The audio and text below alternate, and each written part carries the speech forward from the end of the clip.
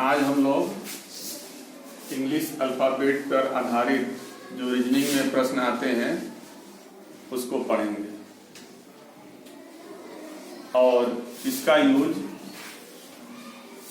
विद्या ज्ञान नवोदय, अटल आवासीय योजना और भी विभिन्न वनडे एग्जाम अगर आपके दीदी भैया लोग तैयारी करते हों तो उनको यह काम आएगा। अल्फ़ाबेट पर आधारित प्रश्न रीजनिंग में बहुत सारे आते हैं। तो हम खेल खेल में क्या सीखेंगे, ए से जेड तक के अक्षर जो हैं उन अक्षर को कैसे याद करेंगे कि किस नंबर पर कौन से अक्षर आते हैं। ठीक है ना? Yes, sir. बहुत ही आसान तरीके से सीखेंगे और एक बार में ही उम्मीद है कि आप सब लोग याद कर लेंगे। शुरू करें? Yes, sir.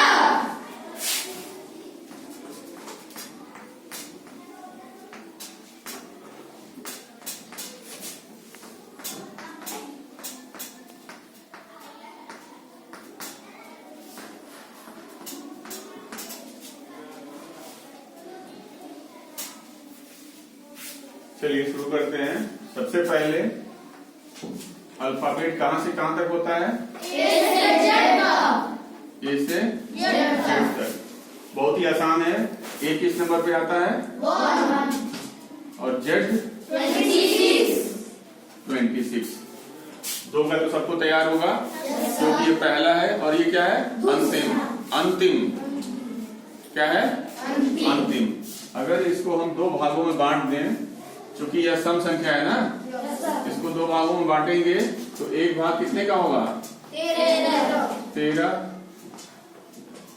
यानी कि 13 तरह के दो पार्ट होंगे। पहला पार्ट ए से लेकर एम तक, कहां तक? और दूसरा पार्ट एम से लेकर जेड तक। अब क्लियर है? ए का किस नंबर पे आएगा? ए किस नंबर पर आएगा? 1 और एम 13, एन 14 क्योंकि इसके जस्ट बाद वाला है तो 14 और ये लास्ट का है तो ये कितना होगा? 26। Very good. यानी अब कितने अक्षर हम जान गए? 4 अक्षर का क्रम संख्या हमको मालूम चल गया कि किस नंबर पर आता है। आगे बढ़ते हैं। ये अक्षर कौन सा लिखा है? के को थोड़ा सा हम ध्यान दें, इसके बड़े वाले डंडे को सीधा कर दें और दो टुकड़े में जो हाफ हाफ है इसको हम आधा में और फिर आधा में नीचे लिख दें। तो ये कौन सी संख्या जैसे दिखती है? लगभग 11। यानी के की वैल्यू कितनी हो गई? 11। क्या अब ये याद नहीं रहेगा आप लोगों को? कभी भी कोई पूछे के की वैल्यू या के किस नंबर पे आता है, क्या बोलेंगे? 11। Very good.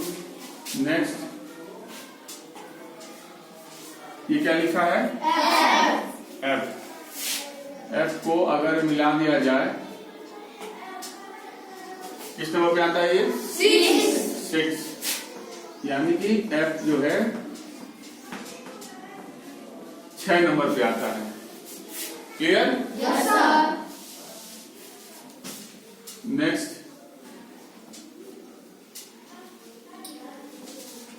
ये क्या लिखा है? H। अगर H को यूं मिला दें हम, कौन सी संख्या जैसे दिखता है ये? 8। यानी H जो है 8 नंबर पे या 8 नंबर पे आता है। ठीक है? Yes, sir. ये कौन सा अक्षर है? आर के नीचे वाले भाग को अगर मिला के बंद कर दें तो लगभग कौन सी संख्या, कौन सा अक्षर बनता है? ये 8 की तरह दिखता है। ठीक है? यानी यह आर जो है 8 हमने लिख दिया, लेकिन आप ये कहेंगे कि अरे सर आपने H के लिए भी 8 लिखा है और R के लिए भी 8 लिखा है। तो यहाँ हम ये समझाएंगे कि जो अल्फाबेट 1 से 26 तक हम पढ़ते हैं इसमें 8 वाली जो संख्या है वो कौन कौन सी आती है? 8 वाली कितनी संख्या आती है? अरे एक आती है, दो आती है? दो। कौन कौन सी? 8 और 18। यानी कि 8 और 18 हम जो है क्योंकि h शुरू में आता है इसलिए इसका वैल्यू फिक्स कर दिए 8। तो जो बचा हुआ वैल्यू है 8 वाली संख्या का वो कौन सी होगी? 18।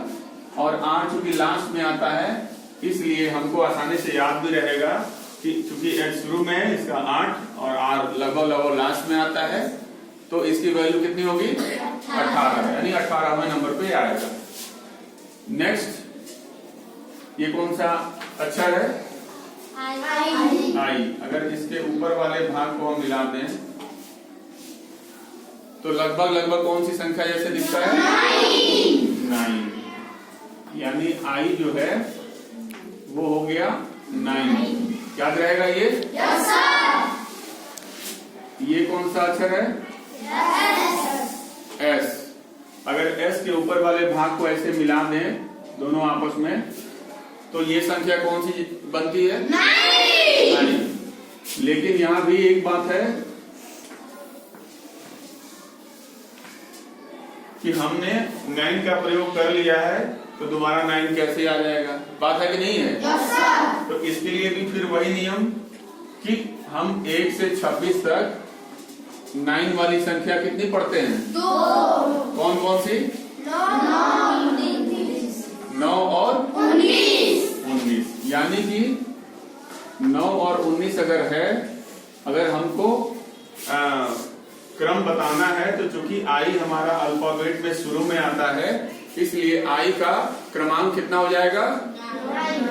9। और बाद में जो आता है यानी एस जो है लगभग आधे के बाद आता है ना? Yes sir. उसका वैल्यू कितना हो जाएगा? 19। इस तरह से याद रहेगा नहीं रहेगा ये? Yes sir. हम आसानी से याद कर सकते हैं कि चूंकि आई शुरू में आता है और 9 से संबंधित है इसलिए 9 और एस बाद में आता है लेकिन 9 से संबंधित है तो बाद में आने से उसकी वैल्यू ज्यादा होगी और उसका क्रमांक कितना हो जाएगा? 19 या 19। ठीक है। अब ये बताइए क्या लिखा है? एम जो है किस संख्या की तरह दिखता है? 3। देखो कैसे जरा पलट दिया गया है। और ऐसे ही ये क्या लिखा है? W। ये कौन सी संख्या की तरह दिख रहा है? 3। M भी 3 और W भी 3। फिर वही लॉजिक जो यहाँ पे I और S या H और R वाली थी, क्या थी? M और W चूंकि दोनों 3 की तरह दिख रहा है तो 1 से 26 के बीच में 3 वाली संख्या कौन कौन सी आती है? 3, 13, 23। 3, 13 और 23। चूंकि 3 जो है एकदम शुरू में आती है तो क्या इसको याद करने की जरूरत पड़ेगी? नहीं। A B C यानी तीसरा नंबर पे कौन सा आएगा? C आएगा। इसकी जरूरत नहीं है। अब इसकी जरूरत नहीं है तो बचा हुआ 2 संख्या कौन कौन सा है? 13 और 23। फिर ध्यान देना है हमको कि M जो है शुरू में आएगा इसलिए M की वैल्यू कितनी मानेंगे? 13। और W लास्ट में आएगा तो इसकी वैल्यू कितनी होगी? 23। यानी कि M का और W का 13 और 23। इस तरीके से हम लगभग संख्याओं को कवर कर चुके। लास्ट में एक वर्ड ऐसा है जो इन्हीं अल्फाबेट के अक्षरों से मिलाकर बनता है, लेटर्स को मिला के बनता है। उस वर्ड को पढ़ते हैं इजोटी। क्या पढ़ते हैं? इजोटी।